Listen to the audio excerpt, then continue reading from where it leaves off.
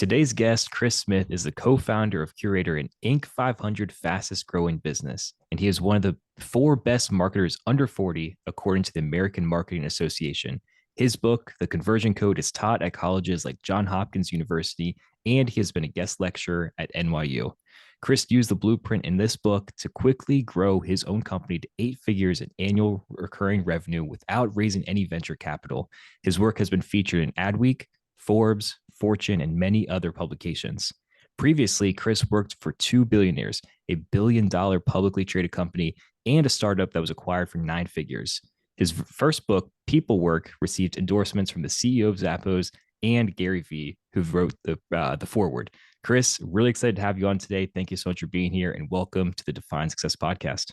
Thanks, Matt. Thank you for having me. Absolutely. So let's get straight into it. So obviously, you've had a lot of success in marketing as an entrepreneur.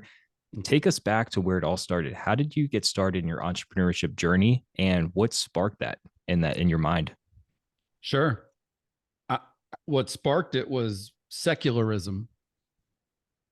You know, growing up in the MTV generation where the rappers and the athletes had chains and it was MTV Cribs. And, you know, I was just, you know, when you're middle class or poor or lower class, you know, you see those things and you think that's what you need to do to be successful in life, is to sort of get those things. And so I just was always driven to make money and want to have money. And, you know, I don't think it was for anything more sophisticated than girls and cars and clothes and houses. I mean, I was a kid, so that's probably what I was drawn to, was what the money gets you. Yeah. And so I was really young. Like, my parents had to sign an agreement to let me work at 14 because I was just ready. I wanted to work. I'm a worker. I love working. And then I started, like, I just always had these kind of racing thoughts about making money. So I'm just very curious by nature. So I was like, you know what? How many blow pops are there when you buy a box when you go to Costco? And it was Sam's Club. And if I could sell those for a quarter each, so let's say there's 100 blow pops and I can sell them for a quarter each, and that's $25. If the box is $19, I'm in. Yeah. $6, you know? So obviously it's a lot of work to buy it and then go sell it and walk around school with it in your backpack, and to get a freaking 100 people to give you a quarter. That's hard.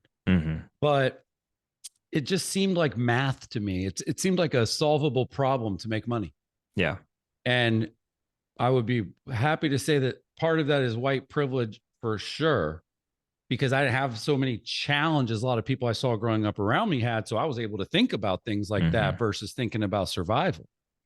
And so I just was able to really get good at making money. I love doing it. And then, you know, lo and behold, once I started making it and having it, it's not my motivating factor. It was more just sort of like, I teach business, I teach sales. The scoreboard is money. If I can't make money, I can't teach. Right. Why would you listen to me if I can't help you make money? I teach marketing and sales, conversion.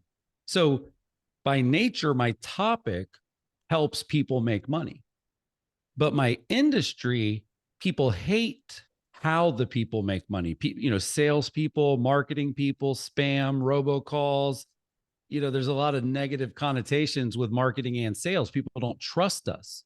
So yeah, I have just sort of realized that, like, I can't change that. What I can do is sell stuff I believe in. Yeah. You know, what I can do is advocate for brands that are awesome and not help promote ones that aren't. Yeah, that's a great point. What was the turning point in your life? So you said you started as very money motivated, and then now it's different motivations. What was that turning point that changed that in your mind? Well, one of the things that changed it was that you can make a lot of money and still be really broke.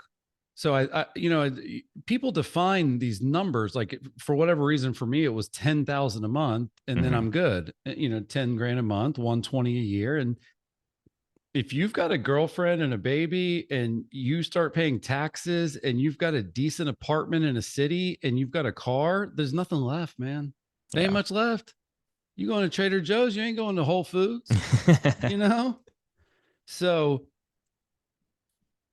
I think the turning point for me, and I don't even think I've ever told anybody this before, but it was when I got a call from my employer that the IRS had contacted, no, that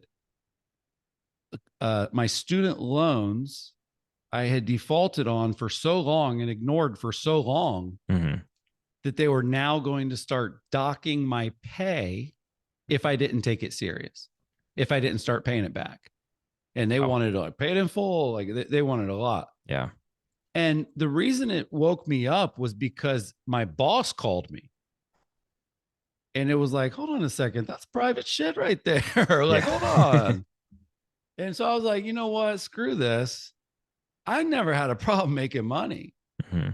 It's just because it wasn't my motivating factor. I didn't count it all. Right. I didn't obsess about how much was left, or I just really, but that moment pissed me off so bad that I never want to have that moment again. Hmm. And so that's when I started reading like Dave Ramsey and listening to How to Get Out of Debt and the Debt Snowball and the Every Dollar Has a Name, Every Dollar Has a Purpose. And I got real disciplined with my money. And then I just went back to making more. Yeah. And yeah, it's way better when you keep it, man, than when Hmm. you make it and lose it. So yeah, that just comes to mind because it was like, oh, like I remember pulling off to the side of the road and calling my wife, like, "Hey, hun, I just got a call from my boss because she got a call about my student loan debt." Hmm. And it was just like, now it's real. Yeah. Yeah. That's powerful. So in our audience, we have a little bit of a younger population. What would you say is a tip that younger people can take that you had to go through for, let's say, eliminating debt or paying off debt or growing wealth at a young age? Mm-hmm. Well, think of it this way. If you're going to put all the money and, put all the time and effort into figuring out how to build a business and build your brand and make money, one thing you can do is you can eliminate the friction before you get going. So Mm-hmm. I wouldn't change much. Hindsight's always 2020, but I would be smarter about how I managed my money and my credit and some of those things because I just didn't care. Yeah. I'd have T-Mobile and quit paying the bill because I was broke, and then they'd send it to collections, and I'd just go to Sprint. Eventually run out of carriers, by the way. Be over at Mint Mobile if you Right. keep it Yeah. up. The only ones that'll take you. So yeah, I don't know, man. If I could go back, and I talk about this a lot with my kids. My parents always kind of taught me how to balance a checkbook, and they taught me how to, make sure I, was saving money, but Hmm. they never taught me how to make money, how to earn money, how to turn money into more money. Yeah. So if I could go back and I was 18 or 19, I would learn as much about finances as I did about making money Okay. because it's not that hard. Like Hmm. Dave Ramsey's stuff is simple. Yeah. There's gurus out there and systems you can follow that are so easy. And yeah, but part of life is live and learn. So maybe you just got to mess up before you take Hmm. it serious, like I did. Yeah. Maybe that's the only advice that works. Yeah.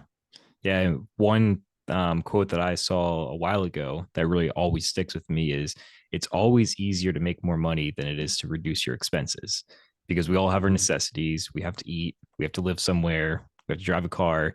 So these are all expenses that while we can decrease them and be a little bit more Mhm. conscious of what they are and where they're coming from, it's always easier to make more money. And I love how you put it as kind of looking at making money as a game and Mhm.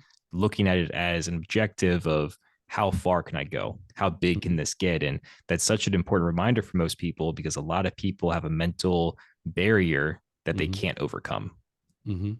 Well, let me tell you, there's a certain amount of money in the world, and it's going to exist, and it's going to be there, and somebody's going to get it, or you're going to get it. Yeah. And so if you feel like you're a good person and you're going to do better with it than other people, then just be driven by the fact that you're keeping it away from a bad guy. Mm-hmm. You That's a good know? point. Yeah. I mean, there's a lot of sales gurus that I think are unethical and immoral, and it makes me sad to be in the same profession as them. But I'm not that way.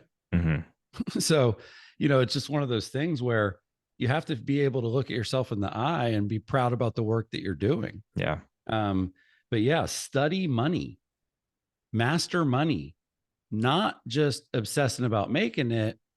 I think that the idea, like for me, if I were 18, my only goal would be to get passive income greater than my bills. Mm-hmm. And the sooner you can accomplish that goal, whether it's investing in real estate, whether it's e-commerce, drop shipping, like whatever it is, even just investing in traditional investments, like, using Wealthfront and Betterment, some of these systems that are companies that are so easy. If you can always make more while you're not working than your bills, you get rich as fuck. Mm-hmm. You will, because you'll never need money. Yeah.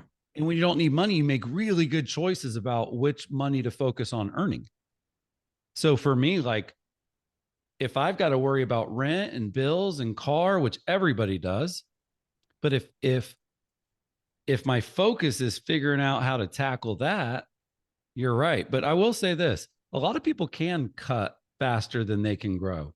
A lot of Okay. people, they actually carry a lot of weight on their P&L Mm-hmm. that they don't need.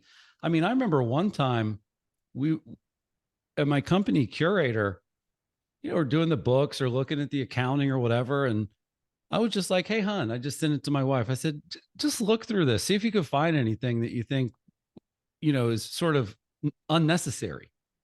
And I think within like 2 hours, she found $1,100 worth of stuff that we were able to eliminate. And she doesn't even Wow. work there. She didn't even know what the Yeah. stuff meant on the sheet. Right. She just questioned it. Mm-hmm. So you can cut, but what you're saying is 100% true. You can't play defense to grow. Mm-hmm. You must play offense. Yeah. So what are you good at? My wife's great at defense. She's really good with managing money, but she's a social worker for hospice. She doesn't make any money, Mm-hmm. So it's like, go get that yin to your yang. For me, my wife helped a lot. And then just being serious enough to hire a real accountant was huge. Yeah. And then at my company, finally hiring a CFO was huge. Like, that is the one thing everybody will tell you they wish they would have done sooner. Gotcha. Yeah, that's a great point right there. And just understanding at a bigger level and being more conscious of it is huge. So I love you bringing up that point. Chris, when you are in the process of starting a business, scaling a business, what are some big challenges that people deal with? Because I think that many people have aspirations to be an entrepreneur, to be a CEO, and to start something. But as soon as you start thinking about, I want to start this, your mind is always going to tell you that this could go wrong, you could fail, and then you end up not doing it. What are some challenges that could come your way or you could expect that we can just address from the start and get better because of them? Yeah, one thing that's a great exercise is to go ahead and go down that fake reality that you tell yourself that it'll all fall apart and you'll be broke and homeless and out on the streets. And that's a narrative that people tell themselves. And I think it's a way to be cautious and to be smart with your decisions in life. But the reality is that I don't know anybody that hasn't messed up a lot on their way to getting it right. Like, there's a great quote from Jeff Bezos. The only thing we know about the plan for sure is that it will change. So I think you have to be able to be really fluid and sort of understand that, like, you don't have as many good ideas as you think. And part of the reason that you're not actually executing is because you're not quite sure if it is a great idea. And you're not quite sure if it deserves to be a business or a company. And so the way that you do that is you get the idea out of your head, you ask as many people as you can.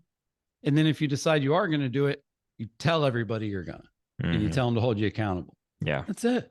But you got to get out of your head. And so I would just say, if you feel like you've got ideas and you don't know how to go from idea to execution, one of the big mistakes is ego, hubris, not understanding that you are 99.9% going to have a better outcome in a business with business partners. So everybody says, oh, how do you scale? You give away your equity. Well, I don't want Yeah. to do that. Okay, well, then stay small. No problem. Right. Right. There's not a huge business in the world that the person owns all of. It's very rare. Yeah. So 100% of nothing is nothing. 100% of 50K is 50K. 100% of 300K is 300K. You don't want to own a third of a $5 million business, you know? Sounds better. Yeah. So, and the challenge there is that the mistake people make, because that's what you asked, the mistake they make is they try to build businesses from the ground up and not from the top down. The only business that I've built so far that's worth a crap load of money, 8-figure annual revenue, I had 3 partners on day one. Yeah. So all the other ones, they end up hitting a glass ceiling. And the difference is because when I start a little side project, I go find an admin, I go find a VA, I go find an assistant, I go find a college kid, I go find a relative, right? And I try to build the business from the ground up. When I did Curaytor, I did it the right way. I had equal equity stakeholders. So now it's like having 4 people in the C-suite on day one versus me and a low paid intern on day one. And that to me is the secret sauce. Who can you co-found the company with so that you have matching skill sets? I'm working on a project right now called Business Legends. A lot of it is about NIL. It's business collectibles. So think about trading cards of business people, action figures of business people. It's a cool project. I'm having so much fun working on it. One of the things that's going to happen on that project is I am going to get either sued or a cease and desist. I know that because I'm doing NIL. People don't understand NIL. People don't understand that I can use Elon Musk's name, image, likeness and sell it, but there's rules. And lawyers know those rules. So I ain't going to start a company that does NIL without an attorney on the founding team. That makes sense? Yeah. That is a big part of it, man. And yeah, that's huge. The only thing I did different, I'll be honest, the only thing I did different this time, because I'm usually the one with all the great ideas. You know, I'm the visionary founder that comes up with the idea. But this time, like, there's 5 of us, and it's like, I don't have that many more points than them, you know, because I don't want them to feel like they're my employee. Now, there's going to be employees too that will give, you know, stock options and things like that too. But yeah, I got like an artist and this guy that I used to work with that's a great sales guy and an attorney. And it's just more fun, man. It is more fun and way bigger upside. Yeah. How do you find the right people to work with? Because I think back to projects in high school or college, and you're in a group project. There's always people that don't do the work properly. And I was one of those students that I always had to do more because number one, people didn't do what they were supposed to do, or I just didn't trust them to do it. So I was going to do it myself. And now I feel like that's just in my mind going forward. And probably people listen to this can agree that you don't know who you can trust. You don't know who's going to be reliable. So how can you go and find those business people, those business partners to start a business with and scale it to something big rather than just doing it yourself? Yeah. So, you know, it's interesting how you meet these people. The attorney I just mentioned, he's my best friend from junior high. Nice. You know, my business partner at Curaytor, Jimmy, we met because he created a software for the real estate industry. I was a blogger. I covered his software because it was cool. That was how we met, because he got a bunch of downloads because of my article about it. And we just became buddies. And I was like, man, this kid's young and smart. And I don't know how to build software. His friend did. So I'm like, okay, grab your friend. You come with me. We're going to start a big ass business. You know, it's just a lot of it is instincts. Yeah. And of the 4 founders, including me, only one is operating the business today, Jimmy. Okay. And one of them was gone before we started. And the other one has been a non-operating owner for a long time now. So here's another lesson. The people that might get you to here might not be the people that get you to here. Yep. See what I mean? And you got to be willing to say that. And sometimes you're the one that has to get out of the way. Oh, yeah. My personal brand, my cult of personality that was living and breathing through my company, Curaytor, it was the gift and the curse. Mm-hmm. Because if it's Chris Smith Inc. disguised as a company, it's not a real company. And if Chris Right. Lee is what happens, Right. falls apart. Exactly. So that's probably one of the things I'm the most proud of and really the most appreciative of with Jimmy is that it became Chris and Jimmy. Mm-hmm. It was Crimmy. I mean, we had a Nice. bromance. Yeah. Like it was like that. So I have always been willing to share that spotlight, man. My first book, Peoplework, co-author. My first company, co-founder. You know, my first conference, co-MC. Nice. My first podcast, co-hosted. Super cool. I'm terrible by myself. Yeah. Why would you want to do stuff by yourself? Boring. Yeah, that's amazing. Chris, your expertise is in marketing and sales. What draws you to that space the most? Why is it marketing that is your point of interest, your industry that you work in, and how it's made you a ton of money? Well, they're very different. Marketing and sales are critically reliant upon one another, Mm-hmm. yet drastically different. The reason I'm on this call with you, the reason I have a book, the reason I get interviewed, the reason I'm building a great brand and business for myself is because I'm A plus at both. Mm-hmm. Okay. Yep. Extremely rare. Maybe on some days I'm an A minus or A or B plus, but most people are really good at sales or really good at marketing.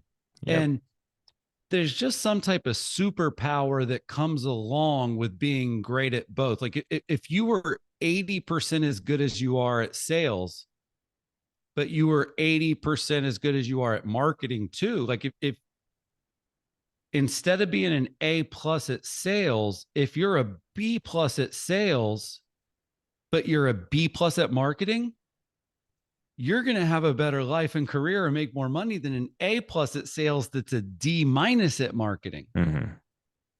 So that's probably what a lot of people need to kind of pick as a lane. And if you're great at sales, find a great marketing partner. If you're great at marketing, go get somebody with the gift of gab, that's a closer. But the reason I love it is, on the marketing side, it's a canvas. I'm an artist. Mm-hmm. I mean, I truly believe that. And people, I don't walk around saying I'm an artist, but I wake up every Monday morning with a blinking cursor on a blank page and I got to start writing. Yeah. I wake up every week and I got to hit record and figure out what I'm going to say to you. Mm-hmm. And so marketing to me allows me to have limitless creativity. Sales allows me to monetize that creativity. That's a great way to put it. You're not going to ever be a starving artist if you're a great salesman. Yeah. That's amazing. What is it about social media? Because you're big on Instagram, great content out there. What is it about social media and the direction that we're heading that excites you the most about putting your message out there, marketing yourself and marketing your business? Well, there's just a lot more channels that people have to choose from. When I was growing up, man, there was 4 channels, unless you had cable. And even if you had cable, there wasn't that many more. And so people maybe had 20 things to choose from. And if you didn't have cable, you had 4 things to choose from: Fox, NBC, ABC, CBS. Wow. I'm only saying that because your audience probably doesn't remember those days. They weren't even born yet. Well, when there's only 4 channels, they can do whatever they want. Thursday night at 9 p.m., we all had to gather around to watch Friends. And the whole world was glued to that one screen. And so, and we couldn't fast forward the ads, and we had to sit through it, and we wanted to sit through it because the show's great. It's worth sitting through the ads for. Well, now, if we use the equivalent of television being 4 channels, and it was 3, by the way, Fox was like invented, in my lifetime. There was no Fox. They were the edgy one. Married with Children, Simpsons. They were the one that was a little more edgy. And that's how they made their brand. God, one of their biggest ones was like Millionaire Next Door. It was like a dating show for a millionaire, like one of the first ones. And so they were the controversial channel, right? And so Now, between Instagram accounts and Twitter feeds and YouTube channels and Facebook pages and email newsletters and podcasts like this, there are 1 million channels to choose from. Yeah. And so your channel better be great. Your channel better be niche. Because if your channel's not super niche, no one's going to pay attention to you. If I would have tried to become the number one marketing and sales guy in the world, I would have failed miserably, because the only reason I was able to make it to here, and now maybe I got a shot at even dreaming about that title, would be because I niched. I was only working with real estate agents. That's it. And my books go well beyond the industry. So I get all kinds of cool opportunities beyond that. But like, I am the smartest marketing and salesperson in the real estate industry. I have the best marketing mind in real estate, period. I know that. Yeah. I'm the most creative, but I know my industry so well that my jokes land, my advice sticks. So I've become an expert at the vertical I'm happen to make a living in. But my true expertise is a layer above that, because I've sold mortgages and shoes and software and consulting and books and loans and you name it. Yeah. Lollipops. And the sales pitch doesn't change. Lollipops. That's funny. So you've been at the top with marketing, obviously in real estate industry as well. What does it take to be the best at something like that? You mentioned being in a niche, but let's say in any industry, say in podcasting or sales, or maybe just working at a company and being the best accountant possible. What does it take within yourself personally, mentally, to be the best at what you're doing? It takes self-awareness. That will probably be the shortest answer, because you have to be so self-aware of what you should not do. Okay. So most people are only good at a couple of things. I'm over here saying, I'm A plus at this and this. I ain't got nothing else. That's it. I got nothing else. I'm not in shape. I'm not, like I got nothing else. I got no friends. So, everybody's got their thing they're good at, but it's hard to be good at a lot more stuff than that.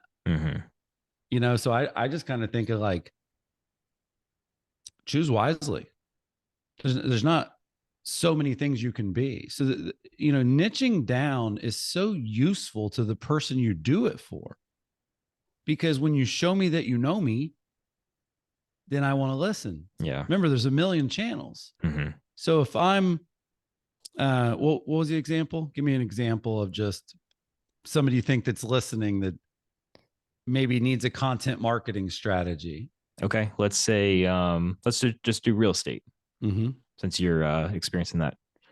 Yeah. So if I'm watching, the first thing I'm going to look for, who are the up and coming realtors who just started in the last 2 to 3 years, and what did they do to get their foot in the door and make a big name for themselves? Okay.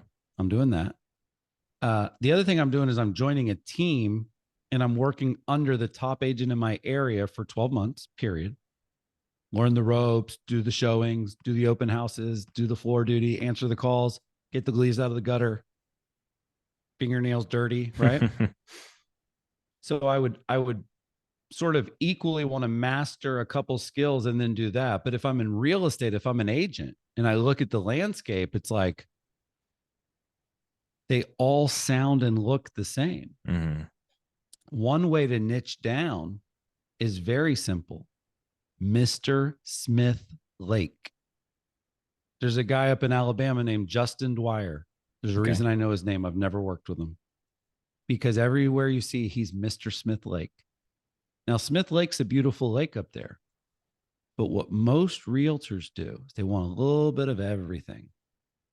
Because, well, if I'm Mr. Smith Lake, like, I'll sell houses at that other lake too. I'll sell houses that are in Jasper proper. I'll go to Birmingham for a deal, right? Yeah.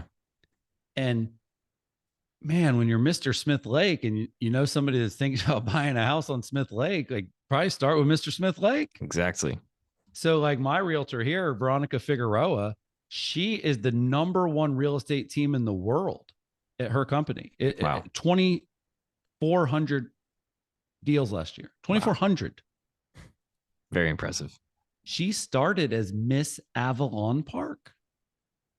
She wasn't trying to work in Orlando. She wasn't even trying to work in like all of East Orlando. Mm-hmm. She set up in Avalon Park. She became the queen of Avalon Park. Then she could fund her expansion to other areas. Mm-hmm. You know what I'm saying? Yeah. So whatever you think your niche is, make it nichier. If you think you're Mr. Avalon Park, you need to be Mr. Tanja King Road. I'm Mr. Tanja King Boulevard. Mm-hmm. I know more about the 84 houses on Tanja King than anyone in the world. Yeah. So important. Yep. Yeah. There's a great analogy for that. I think the analogy goes about drilling oil. It's always better to drill a deeper well and to go further, go longer than just spread a bunch of wells out. Like I'm in Texas right now. There's a lot of oil in Texas. If I Yeah. just put one out in my backyard, it's better to just get that thing super deep and working it super hard than going across the entire state and trying 1,000 different rigs and work it for a couple of days and hope that something works out. The gold rush back in, a long time ago, it was more beneficial for people to set up shop in one spot and just keep digging for the gold, because sometimes you never know how close you are. So that's a great example for everyone. Like get super specialized, get to know these people super well, and get to know your area super well. I love that. Yeah. And the sky's the limit. I used to have insecurities about being in a niche. I think I have a lot more to bring to the world than being a real estate agent guru. Yeah. And I know I do. But what I realized is, number one, it's $1 trillion industry. There's not many industries bigger than real estate. So I don't even have much bigger ones to go to. But number two, you can't really master multiple industries. Very difficult. Not a lot of Elon Musk out there, with rockets and batteries, and payments, right? And whatever else the guy's doing. So yeah, niching down is the way to go, but I want people to understand that you go down, but then you go up. The upside's huge by being in a niche. And if you look at the brand deals, the influencers, I got people throwing so much money on me to do a deal with them, and I don't have nearly the following of some of these other influencers. But my following is strong because it's niche. Right. It's realtors who love marketing and sales, who love advice and tips and tricks about marketing and sales, right? Yeah.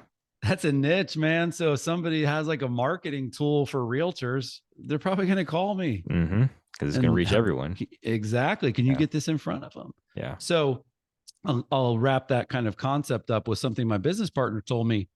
If you look at how commercials are priced, okay, everybody talks about the Super Bowl. The Super Bowl is an anomaly because it has 1 billion people watching it. Yeah. The most expensive commercials are not on the most watched shows. They're on the most niche shows. Gotcha.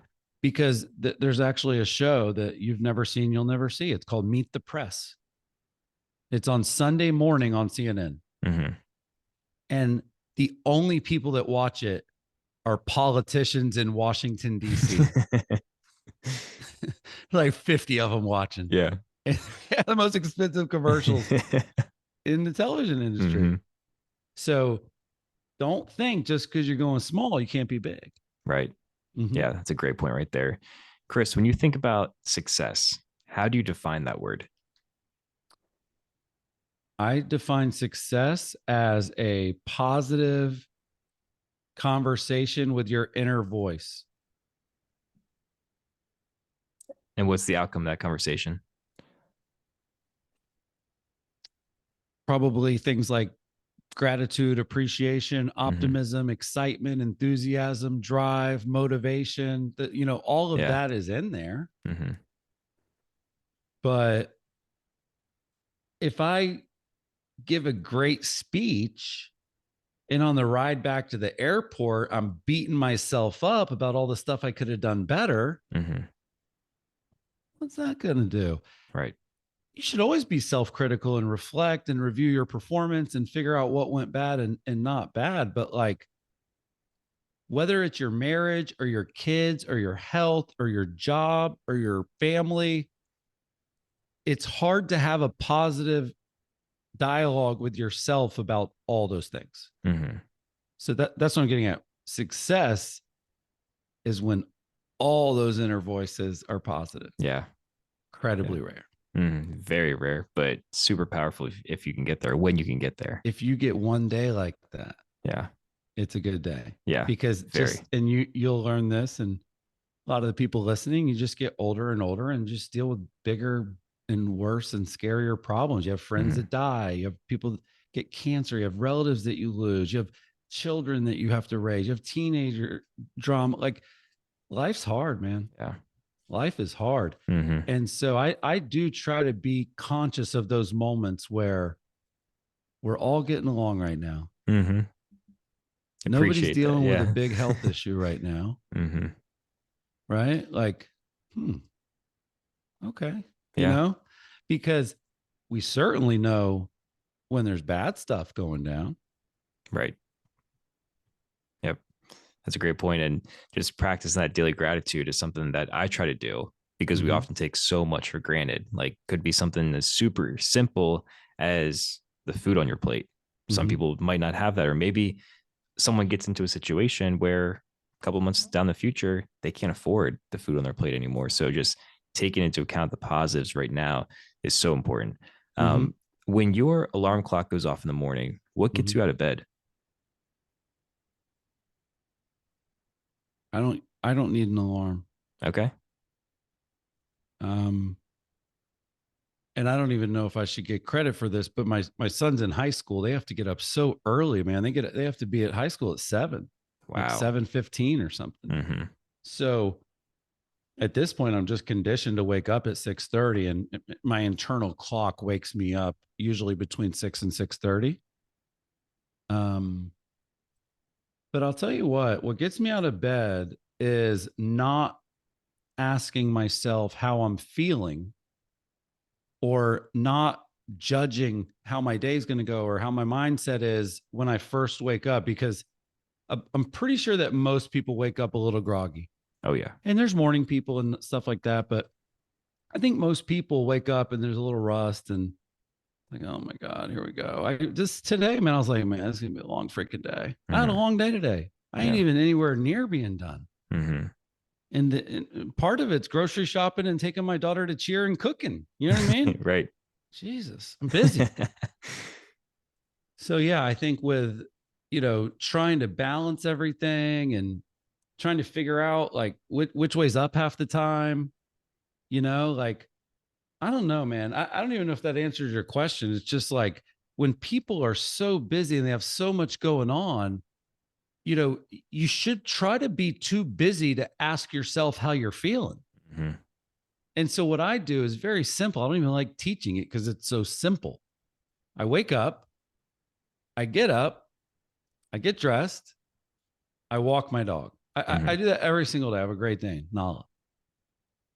One of the little things that causes me to be positive every day is seeing how excited my dog gets about something as stupid as a walk.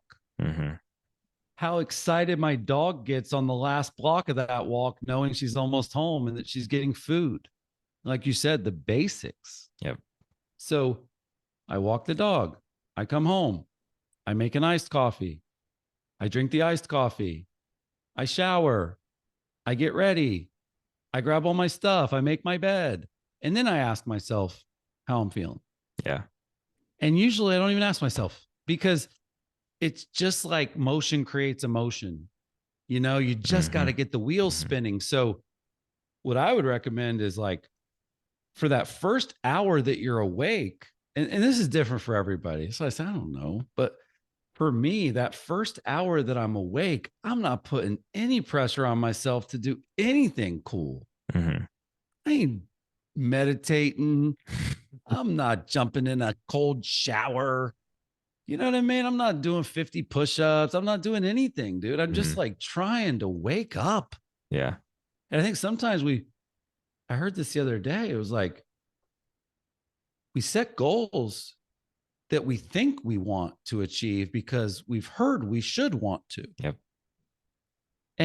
But it's not even your goal. Exactly. Like, I don't If I had a goal of getting a six pack, I'll get one. It's not my goal. Right. You know, your actions are a reflection of the goals you care about. So that's what I look at. And so by the time I'm heading in my Bronco down to Starbucks to do my writing, I'm good. Mm-hmm. You know, it doesn't mean that every morning is great, but I think people overthink it. You know, you wake up not in a great mood, join the club. Yeah, exactly. Just find what works best for you. That's Mm-hmm. the best way to put it, because everyone's different, but it's such a crucial time to set the standard and set the pace for your day. Chris, my last question for you is, there's someone there, at least one person listening to this right now that Mm-hmm. might feel lost. They might need some guidance, some advice on how to become successful. What advice would you give that person to get on track and to achieve more in their life? Yeah. Well, I think it's important to define success for you because you heard my definition. Mm-hmm. My definition of success has nothing to do with $10 million or having a Lamborghini or owning a home in Italy. You know, I don't define success like that. So I think you need to be self aware about what your actual definition of success really is. Yes. And if your definition of success is having a job you don't hate, so you can go out and spend time with your friends that you love hanging out with, boom, you're good. Mm-hmm. Go for it. That's success. That can be success. If you would have said, what is success when I was like 20, it probably would have been like hooking up with a hot girl at the bar tonight. It's like the only success I'm thinking about, you know? Yeah. And not running out of money Mm-hmm. and her not knowing how broke I am. Like that was success, was a good night out where I had fun for $20. That was Mm-hmm. success. So I think it's about what is a realistic success for you today and define it. Be specific about it. I was a positive inner voice is success to me. Right. Because I don't think there's anything better than that. Because if I have a $2 million deal and in the back of my mind, I hate the guy I signed the deal with, that's not success. That's financial gain. So, Yeah. anyway, I don't know what people would define it as, but sometimes you already have the things that you would call it. Right. I'm telling my kids all the time, slow down. You should go to college forever. Mm-hmm. You should do the gap year. Go to Japan, teach English. Go find yourself in Europe and backpack for a month and take the Euro rail everywhere and stay in hostels. Mm-hmm. Go to Machu Picchu in Peru and hike and look at some of that and go to Brazil and go to the Amazon jungle. Like go look at what life really is, because that's another thing. I didn't realize what life was until I got out of the United States. Mm. Because if you think you have it bad, back to that person you told me to address, Yeah. you're probably in the top 1% globally. For sure. It's just that in our capitalistic society, it gets shoved in your face that you don't have as much as the next guy. You have more than whole countries in Africa. Yep. You might be the number one earner in a certain city in South America. I've been to some poor places, man. I've been to third world countries. And that's when you start to realize gratitude. Mm-hmm. I mean, no offense here. The projects, the slums, the trailer parks, whatever you want to call it. Go to a favela in Brazil and spend a day. You will be pumped at your trailer. Mm-hmm. You will be excited that you have the nicest trailer in the favela. It's luxury. Exactly. Just perspective, man. And Yeah. you can't teach perspective is probably what I would leave your peeps with. You gotta live perspective. Yeah. Yeah. That's amazing. That's a perfect piece of advice right there. Chris, thank you so much for joining. I'm super grateful for you sharing your wisdom, sharing all this value, and sharing your story with our audience. So thank you so much for your time today. No problem.